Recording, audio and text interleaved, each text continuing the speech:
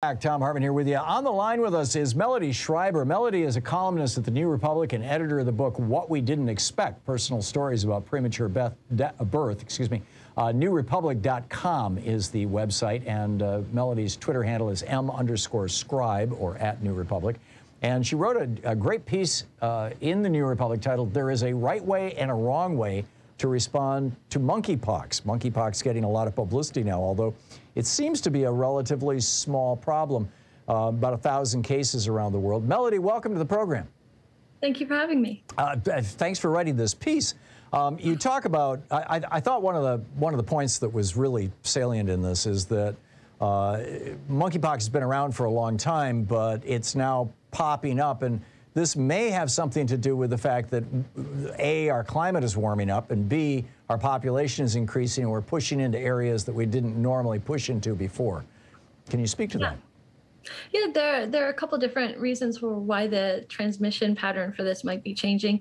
Part of the reason might be that fewer people are immune to smallpox because of vaccination or because of having previously been infected and recovered. But a really big theory on this is that people are more and more coming into contact with wildlife as they clear out forests for agriculture, logging, to build new homes. And we're also living in an increasingly connected, globalized world.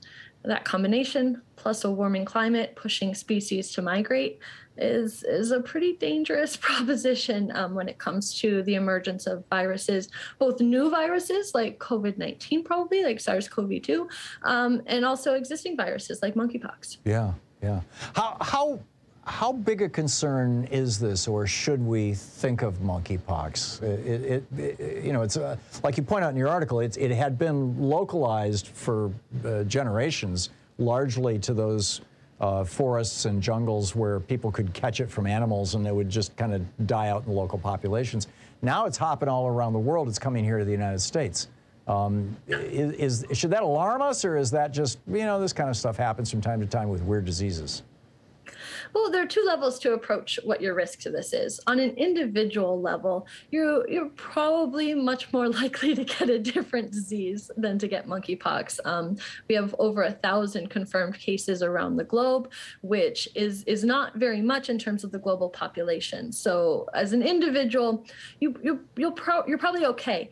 But the big asterisk to that is you're probably okay for now. Monkeypox is a virus that can then spill back into animal populations. And once it does that, it's really hard to eradicate. It would then circulate in animal populations. Are you talking like cats and dogs? Domesticated animals? Yeah. So monkeypox is actually not a very good name for it. It's named that because it was first discovered in monkeys, but actually it's usually spread by rodents. Rats and mice, but also I think squirrels can spread it. Prairie dogs, any. Yeah. So if you have a pet hamster at home, you get monkeypox, you could potentially transmit it to your beloved pets, especially in the wild. That's a pretty dangerous proposition because we don't know what happens to it after that.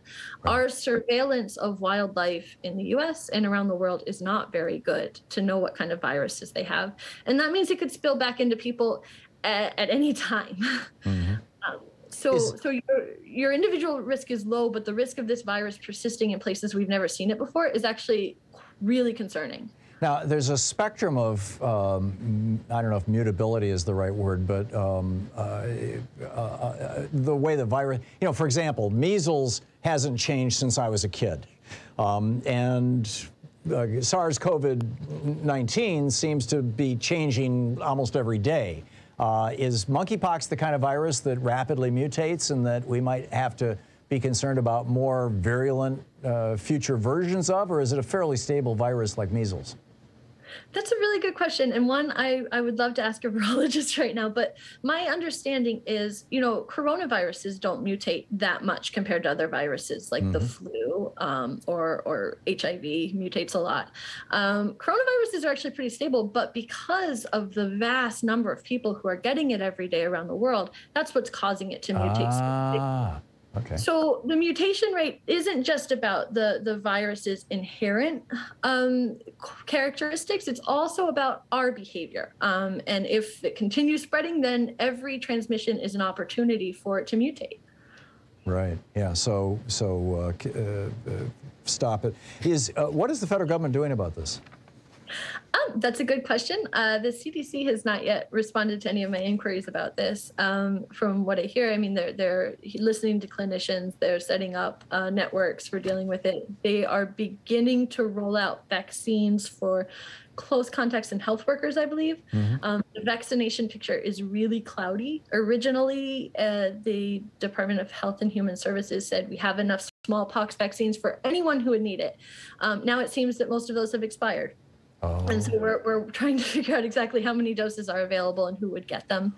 The primary effort here is if you have had close contact with someone and then you develop a rash, even if it's not as bad as the pictures that you're seeing, some of these symptoms are really subtle. It's just a little rash or just like one lesion. You should contact your doctor and just get it tested. The faster we can kind of stop this, the easier it'll be for us in the next few months. What year did we stop routinely vaccinating people for smallpox? Oh, that's a good question. Oh man, I didn't study for this pop quiz. I believe it was 1972. It was the 70s. In the 1972 or 73 is when we did the last immunizations. So basically, go ahead. Sorry, smallpox is the only disease we've actually managed to eradicate because it is in humans only. It doesn't go into animal populations. And so we were able to vaccinate our way out of that one. Oh, that's interesting. Whereas monkeypox can jump into rodents. Does it, when you mentioned rodents, I asked about dogs and cats. Can it infect dogs and cats, even though they're not rodents? Question. There's a lot that we don't know about this virus. I don't know that there's been a lot of evidence on dogs and cats as a species, as different species, but it's definitely possible. Fascinating stuff. Yeah. Fascinating stuff. So, look out for yourselves, for your neighbors, but also your pets. There you go. Melody Schreiber, her piece is published over at newrepublic.com. And newrepublic.com is titled, "There's a Right Way and a Wrong Way to Respond to Monkeypox." Check it out. Melody, thank you so much for dropping by today.